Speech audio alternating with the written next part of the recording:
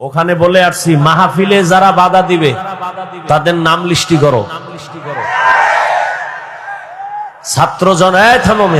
ছাত্র জনতার আন্দোলন হয়নি, সফলতা হয় নাই উলামায়ে কেরাম মাঠে না আসা পর্যন্ত।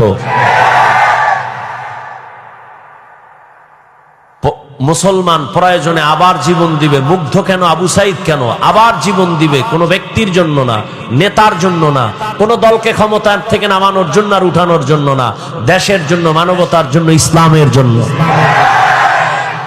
কাফনের কাফন রেডি রাখো, আবার ডাক আসবে, আবার নামবো, আবার জালেমের বিরুদ্ধে আন্দোলনে নামতে হবে।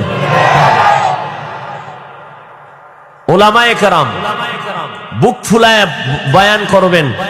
কোন নেতা যদি বাধা দেয় লিস্টি করো, কোন প্রশাসনের ব্যক্তি বাধা দিলে লিস্টি দাও, তারা কি বলতে চায় রেকর্ড করো, আবার উলামায়ে কেরাম নিয়ে ময়দানে অবতীর্ণ হব।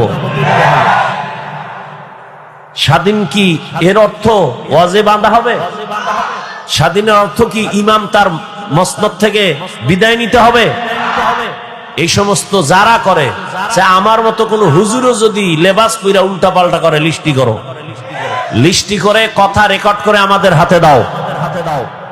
ইনশাআল্লাহ কোন ব্যক্তি কারো উপরে জুলুম করবে, সে যাই হোক, সোনার বাংলায় তাকে ঠাঁই দেওয়া হবে না ইনশাআল্লাহ।